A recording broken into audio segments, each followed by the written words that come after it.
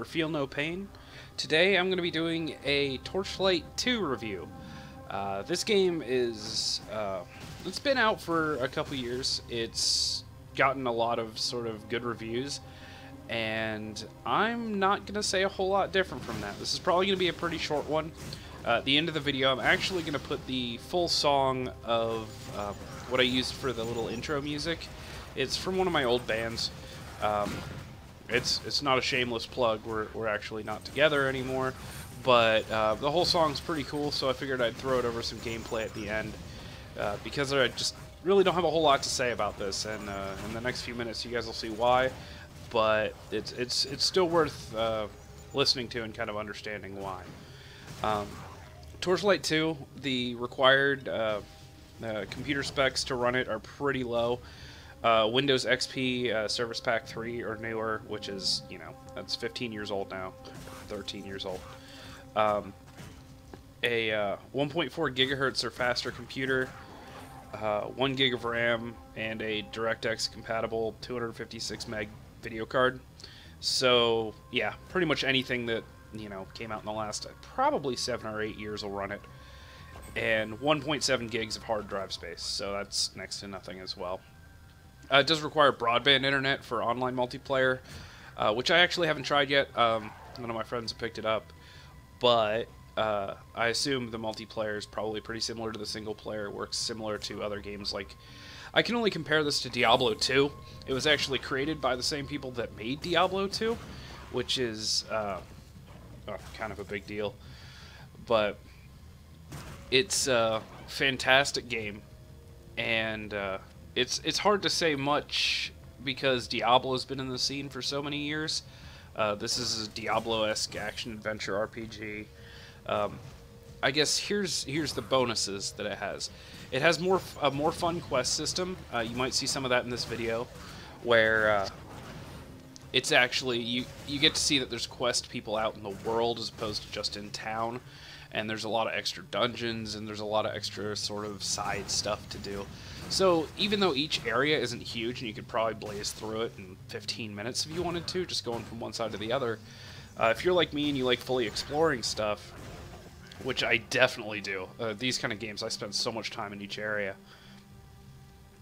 it's kind of perfect for that, because you'll always find someone new, you'll find something different to do. It's really cool. The only downside I really see, and this is kind of present in a lot of these types of games, is the story's a little weak. There is an arcing story, there's a little explanation as to why you're doing what you're doing, but when it comes down to it, it doesn't drive every moment of the game. The game is combat oriented, and that's what keeps you playing, and I'm okay with that. Most games like this don't have really intense stories. There is Dragon Age Inquisition I've heard a lot about. I haven't played, I would love to, and I may hear in the future, but I've heard that one, even though it's not this style game, it's very sort of combat oriented in a lot of ways, but it also has a lot of story in it. I mean, things like Skyrim too. Skyrim, you can run around killing stuff forever, but there's still a lot of story as well. But even in Skyrim, the story branches so much that you don't feel like you're on one path, you're on many paths. So, well, that's a different story and kind of off track. But yeah, the story isn't the reason to play this game, but the combat is. If you like these sort of top-down isometric action RPG type things, it's fantastic, and that's kind of the reason there isn't a whole lot to say about it. Like Diablo 2, it has point-and-click controls and hotkeys, as you can see down at the bottom of the screen, and it's a very approachable game. It's not nearly as brutal as Diablo 2, and it doesn't have like the crazy gear skill cap that Diablo 3 has, and that's a whole nother story talking about Diablo 3. I may actually do a review on that someday, just because Diablo 3's gotten a lot of sort of bad blood because of its real money auction house and stuff like that. But back on topic, tons of loot, tons of stuff to kill. It's approachable. You're not, there's difficulty levels, so there's not like you're going to die 5 minutes in if you're not like a master at these games, and there's nothing you can do about it. You can actually change the difficulty levels, and you can do that from the start. So if you're really good at these games, you can put it on higher difficulty and challenge yourself.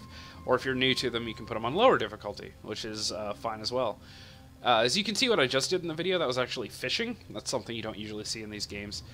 You can fish at these designated spots, and you'll get fish, which you feed to your little pet. Mine's the panther. And I think I'm about to, yep, just turn him into a mimic, which is like a little treasure chest enemy. You can basically turn him into any of the enemies. It changes his stats, his abilities, his combat effectiveness, his health, his damage. And they stay like that for a while. I don't know if it's like this in this game. I haven't found any, but in the first Torchlight, you could actually find ones that would change his form forever. Or at least until you got, I think you could get one to change him back into his original form.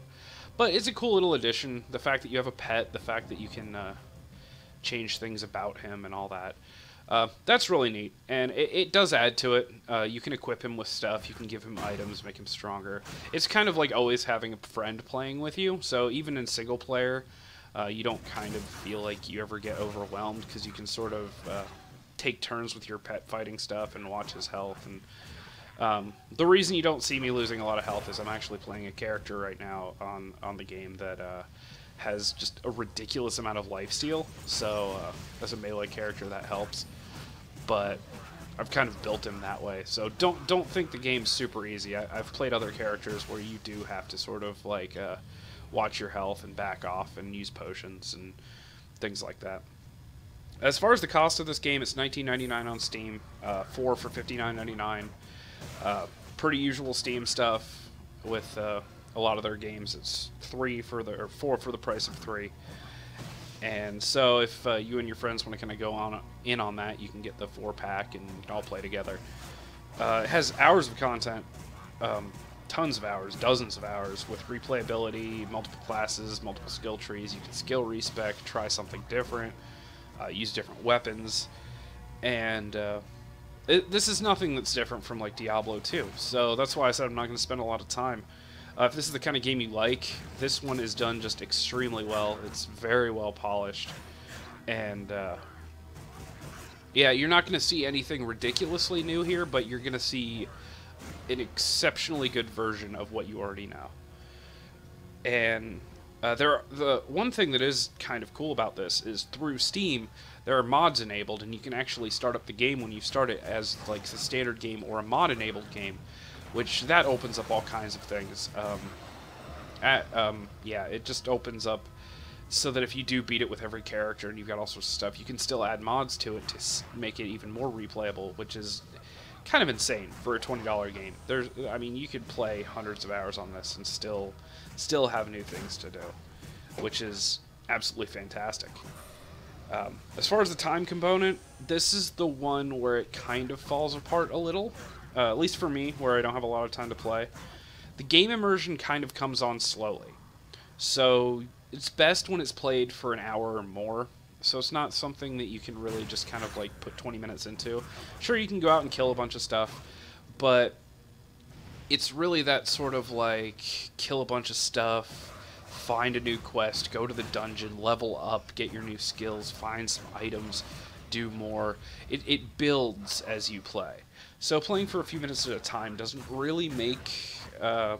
it doesn't make you want to come back when you're done. I guess that's what I'm saying. It doesn't make you want to keep playing. It doesn't make you like, oh, I can't wait to get home because I played 15 minutes of it this morning. It's one of those things that after you play for like 4 or 5, 6 hours, say you have to go to bed or something, then the next morning you'll wake up and be like, man, my character's so strong, I really want to play again. So if it is something where you only have a few minutes at a time, this game might not be for you. A lot of these games kind of are the same way. And I'll say Diablo 2 again. It's the kind of thing where you can't play it for 10 or 15 minutes and really just get a whole lot out of it. That being said, taking hours to play it is totally worthwhile and totally easy to do. If you do have the time to play it at all, it's worth it, and it's not something you'll be like, oh man, I just sat there for 6 hours and just, ugh, I don't know why I played that for so long. You'll definitely enjoy it the more you get to play, which is cool. If you, like I said, the full completion, if you're a completionist like me and you want to find everything in every corner of every map, each area will take hours to explore because there's so many side quests and dungeons, and that's really cool. The one thing I do like about this is that the map and everything doesn't reset when you log off. Unlike some of the other games in this genre, they reset everything when you log off, so if you were halfway through an area, you had to basically start it over again, or use a waypoint and kill all the monsters again. This leaves you right where you left off, which is... it helps for the shorter playtime people, for anyone that's got less time to play. It helps because you don't have to complete an area before you stop, or you don't have to redo stuff. And that's nice. That makes it a little more functional for, you know, shorter playing periods, but it really wants longer playtime. I guess it's built for longer play times. You get more immersed into it, and if you get to that point where you've played for an hour, it's really hard to stop. Like, if you don't have to for something, if you've got time, if say you've played for an hour and there's another game that you've got that you might want to play, it's really hard to get yourself to stop playing this and go play something else at that point, because you're in it. And I think that's what makes a good game. Something that does that eventually. It doesn't have to be in the first 3 minutes. Like speedrunners. I put that video up today as well. But as long as it does it eventually, then that's kind of the sign of a good game. Something that you want to keep playing. But yeah, that's about it. That's really about it for this. It's like I said, the Diablo franchise has been out forever. This doesn't stray from it a lot, other than the pets and some of the... just, I don't know, the feel of the game. But if you like those kinds of games, or if you've ever been curious about them, or you were worried that Diablo was too difficult, this is kind of a more flexible, casual, hardcore, however you want to play it sort of game. But it's got everything. You can do whatever you want in it, and it's fantastic. And for 20 bucks, it's great. And if you and your friends want to go in and pay 60, split it, and all play together, still a fantastic experience. So I fully recommend it. There's really, in my book, there's no downsides to it. Every time I get a couple hours, I usually log on to this over anything else, at least right now. So I guess it's time to let you guys quit listening to me and listen to the song Lie to Me by Life in Black and White for the last few minutes of this video. Alright, see you in the next video.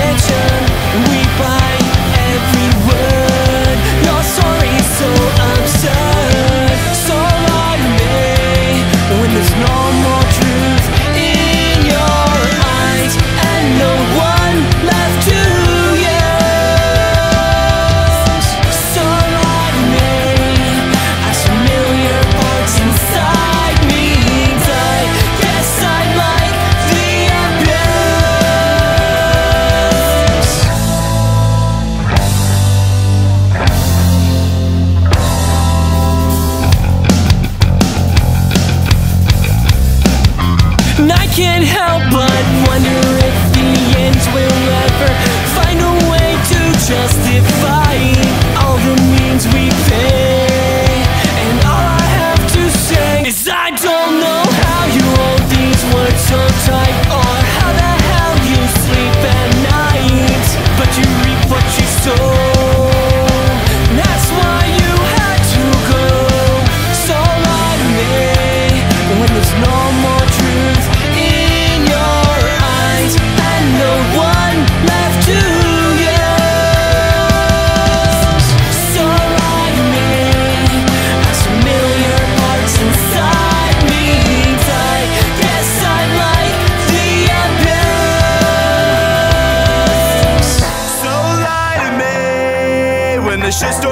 chaos makes your castle walls crumble. So lie to me when it all comes crashing down.